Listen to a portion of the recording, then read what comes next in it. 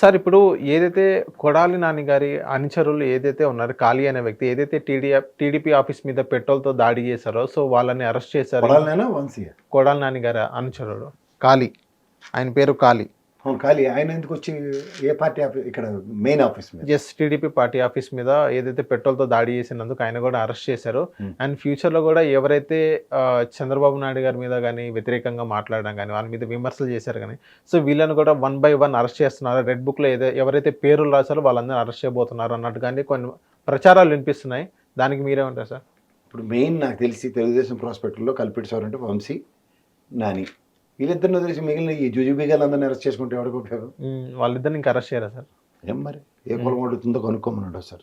కులం అడ్డొస్తుంది మరి లేకపోతే కర్రలతో పరిగెట్టిస్తూ అని చెప్పిన తర్వాత అవుట్కమ్ ఏంటో చెప్పమనండి. సార్ ఇప్పుడు పేర్ని నాని గారిని అరెస్ట్ చేయబోతున్నారా సార్? ఎందుకు అరెస్ట్ చేస్తారు?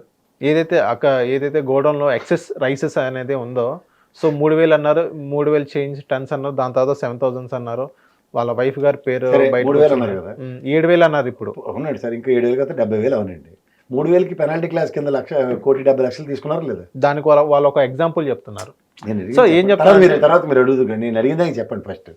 1,70,00,000 తీసుకున్నారు లేదు కదా, మిగిలిన దానికి కూడా తీసుకోమనండి. తీసుకోకుండా అరెస్ట్లు అడవడంతా ఎందుకు?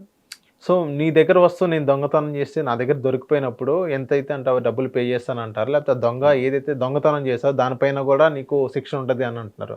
డబ్బులు పే చేసినంత మాత్రాన శిక్ష తగ్గిద్దని అనుకోవద్దు అని వాళ్ళు అంటున్నారు. దానికి మీరేమంటారు సార్? సరే, డబ్బులు పే చేసిన తర్వాత ఫస్ట్ డబ్బులు తీసుకున్నారు, పెనాల్టీ క్లాస్ కాకుండా డబ్బులే తీసుకున్నారు అనుకోండి, ఏ విధంగా శిక్షారూఢ అవుతారో నాకు ఒకసారి చెప్పమనండి. పెనాల్టీ క్లాస్ అంటే దొంగతనం చేశారు కదా, డబ్బులు కట్టారు, ఓకే బాగానే ఉంది. 1 కోటి రూపాయలు డీడీ ఇచ్చారు, 70,00,000 డీడీ ఇచ్చారు, బాగానే ఉంది. అండ్ నెక్స్ట్ చేసిన దొంగతనం దానికి ఏంటి ఇప్పుడు ఎగ్జాంపుల్ మీరు ఆ ఛానల్ ప్రభావం చాలా ఒక విషయం అండి. ఇంకోటి ఏంటంటే మీరు ఒక విషయం అండి, గౌరవ న్యాయస్థానం మనందరికన్నా పెద్దది, మనకన్నా పెద్దదే కదా. ఇదే గౌరవ న్యాయస్థానం నాని గారి భార్యకి నువ్వు దొంగతనం చేసావు కాబట్టి అమ్మా నువ్వు వెళ్ళి ఏసీబీకిను లేకపోతే పోలీసులకి వ్యవస్థకి సహకరించని చెప్పలే కదా.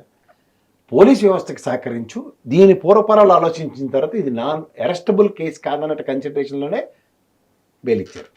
ఒప్పుకుంటారు? అది వాస్తవం. అది అంచేత మీరు ఏది పడితే అది ఆపాదిస్తే ఎట్లా? మామూలుగా వీళ్ళు బాగానే ఉంది, మీరు ఆ తపేల ఛానల్లో చెప్పిన న్యూస్ ప్రకారం మీరు అడుగుతున్నారు కాదన్ను. కానీ మనం వాస్తవం మాట్లాడాలంటే ఈ విధంగా జరిగిన దాంట్లో క్రెడెన్షియల్స్ బయటకు తీస్తున్నారు. నేను చెప్తున్నది అదే, కోర్ట్ ఆఫ్ లా ముందు ఇదే గౌరవ ఏసీబీ కానీ గౌరవ సంబంధిత పౌర సరఫరాల శాఖ కమిషనర్ గారు కానీ కోర్టు ముందు ప్రజెంట్ చేసి ఎస్ మీరు చెప్పిన ఈ బియ్యం అన్యాక్రాంతంగా ఈ విధంగా జరిగింది, ఇది మేము ఎస్టాబ్లిష్ చేసాం అన్నదానికి కన్విన్స్ అయ్యి బెయిల్ రద్దయి అరెస్ట్కి గౌరవ న్యాయస్థానమే లీడ్ ఇచ్చింది అనుకోండి సార్. అప్పటిదాకా మీరు ఏది పడితే అది మాట్లాడితే నేనైతే విశ్లేషించను. ఎందుకు చెప్తున్నానంటే ఈ విషయంలో ఒక certain amount of rice deviations కనబడ్డాయి. ఉదాహరణకి దానికి ఫస్ట్ 1,70,00,000 పెనాల్టీ క్లాస్ కాకుండా 1,70,00,000 కట్టమన్నారు. ఇప్పుడు మిగిలిన బియ్యంకు కూడా పెనాల్టీ క్లాస్ ఇంపోజ్ చేశారా, లేదా డైరెక్ట్గా డబ్బులు కట్టమన్నారా, డైరెక్ట్గా ఇది మీ దగ్గర నుంచి గొడవ నుంచి ఇది ఎక్స్పోర్ట్ చేసింది తప్పు అన్నది ఎస్టాబ్లిష్ చేసి మళ్ళీ రిట్రియేట్ చేసి దీనికి బ్యాక్లాగ్ వెళ్ళారు అనుకోండి, ఏది పలానా రేషన్ షాప్ దగ్గర నుంచి మీరు తీసుకొచ్చిన బియ్యం ఇది పాలిష్డ్ రైస్ కింద దీన్ని ఎక్స్పోర్ట్ చేశారు, ఇదంతా ఎక్స్పోజ్ అవ్వాలి. అవును, అవ్వకుండా ఇది certain amounts of rice what is been అన్న దగ్గర ఇది గొడవంలోకి ఏ విధంగా వచ్చింది అన్న దాని మీద ప్రశ్న కింద నడుస్తుంది. నేను మొన్న చెప్పినట్టు క్రెడిట్ నోట్ అవ్వచ్చు, డెబిట్ నోట్ అవ్వచ్చు, దీనికి సర్టన్ పీరియడ్ ఆఫ్ టైం వెసులుబాటు ఉండొచ్చు. ఈ బియ్యంకి ఎన్ని రోజుల తర్వాత మీరు డబ్బులు కట్టండి, ఎందుకంటే ఎక్స్పోర్ట్ చేసిన తర్వాత వచ్చిన డబ్బులు కట్టండి, ఈ వెసులుబాటులో ఉండొచ్చు కదా మీకు నాకు. అవును, ఇవేవి పూర్వపరాలు తెలియకుండా ఏది పడితే ఓ డెలిబరేషన్ ఇస్తే ఎట్లా? ఓకే. సో అంచేత మనం సర్టన్ సబ్జుడిషియల్లో ఉన్న కోర్టు విషయాలకు సంబంధించిన విషయంలో ముఖ్యంగా బెయిల్ వచ్చిన తర్వాత కూడా ఇది దొంగతనం అన్యాక్రాంతం ఇవన్నీ మాట్లాడడం ఎంతవరకు సముచితం అది మనం ఆలోచించి మాట్లాడాలి. సార్ వీళ్ళు ఏం మాట్లాడుతున్నారు సార్, టీడీపీ నాయకులు వాళ్ళు ఏదో మాట్లాడతారండి. నాని గారు ప్రెస్ మీట్ చూసిన తర్వాత నా మీద ఇంతలా ఆరోపణలు చేస్తున్నారు కాబట్టి ఎంతైతే అంత నేను కట్టేస్తానని నాని గారు అనడం జరిగింది ప్రెస్ మీట్లో. సో వీళ్ళు ఏమంటున్నారంటే నీ మీద ఎంత ఆరోపణలు వేస్తే అంత నువ్వు కట్టేస్తావా, నీ తప్పు లేదు నువ్వు ఎందుకు కడతావు అని అంటున్నారు. నేను చెప్తుంది అదే సార్. సే ఫర్ ఇన్స్టెంట్ మీ దగ్గర నేను 100 రూపాయలు చేబదులు తీసుకున్నాను, 10 రోజుల్లో ఇస్తాను రా అని తీసుకున్నాను మీరు నాకు గుడ్ టర్మ్స్లో. కానీ మీకు వేక మీద గతి వచ్చింది, రేపే నన్ను అడిగారు అనుకోండి, అరే నా దగ్గర లేవురా అన్నాను. కానీ ఏం చెప్పావంటే నాకు పరిస్థితి లేదురా, నువ్వు 80% నాకు ఇవ్వంటే తలతాగడ పెట్టాను ఇవ్వన్నప్పుడు నేను ఏం చేస్తా, సరేరా నీకు రేపు కట్టేస్తాను అన్నాను. ఇది నేను ప్రెస్లోనే చెప్పాను, ఆయన దగ్గర తీసుకున్న మాట వాస్తవం, నేను తిరిగి ఇచ్చేస్తానన్న మాట కూడా వాస్తవం.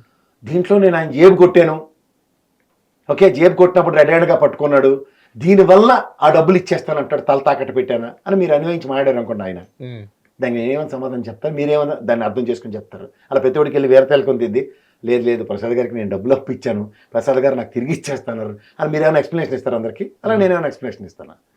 First thing, certain amount is been identified. Example, ఇవి డబ్బులు ఎక్సెస్ వితౌట్ ఫైనాన్షియల్ ట్రాన్సాక్షన్స్ లేదన్నది మనం ఆ కోణంలో చూడండి. ఫస్ట్ 1,70,00,000 రికవర్ అయింది, ఇది కాక ఇంకా ఎక్సెస్ స్టాక్ ఉంది, దానికి ఏంటంటే దానికి కూడా కడతాం. ఉదాహరణకి ఆయన 10 టన్నులు 50 టన్నులు ఎక్సెస్ స్టాక్ తెచ్చుకున్నాడండి డబ్బులు కట్టకుండా, దానికి పేమెంట్ అన్న కాన్సెప్ట్ ఎందుకు చూడరు మీరు? ఇది కాదని కోర్టు నిర్ణయించింది అనుకోండి, అప్పుడు ఖచ్చితంగా విశ్లేషిద్దాం. అంటే చట్టానికి ఎవరు అతీతులు కాదు సార్. అవునవును సార్. రేపు పొద్దున పేరునాని చేసిన పని తప్పు అన్నప్పుడు మొహమాటం లేకుండా లోపల వేయాలి. ఇందులో there is no second thought. But before that ఎందుకు మనం కంక్లూజన్కి వస్తున్నాం? ఓకే, ఇదే వైఎస్ఆర్సీపీ గవర్నమెంట్ ఉన్నట్లయితే ఈ మొత్తం అసలు బయటపడేదే కాదని అంటున్నారు. సరే, ఇప్పుడు ఎక్స్పోర్ట్ జరుగుతున్న దానికి అడ్డుకట్ట, ఇప్పుడు 3 చెక్ పోస్టులు పెట్టారు, 6 చెక్ పోస్టులు పెట్టారని తెలుగుదేశం చెప్తాను సార్. అయినా సరే వెళ్ళిపోయాని మాట్లాడితే తప్పవరిది? ఆ ప్రభుత్వం ఉంది, అవునంటారా కాదంటారా? అవును. కానీ చెక్ పోస్టులు పెట్టిన తర్వాత వెళ్ళిన తర్వాత పోర్ట్ వాళ్ళని షిప్లు ఆపేస్తాం, షిప్ తప్పు అంటే ఏమైనా అర్థం ఉందా? అవును, ఇది మాట్లాడవలసిన విషయం. ఒక పాలసీ ప్రకారం, ఒక ప్రొసీజర్ ప్రకారం కొన్ని నడుస్తున్నాయి. జరుగుబాటుకి సుఖం అన్నారు అనుకోండి, అప్పుడు ఏం చేస్తుంది? అవును. హిట్ టీవీ యాప్ ని డౌన్లోడ్ చేసుకోండి. ఇందులో short news, live news, entertainment movies అన్ని అవైలబుల్ గా ఉన్నాయి. Please download Hit TV app. Hit TV app. Hit TV యాప్ని ఫ్రీగా డౌన్లోడ్ చేసుకోండి.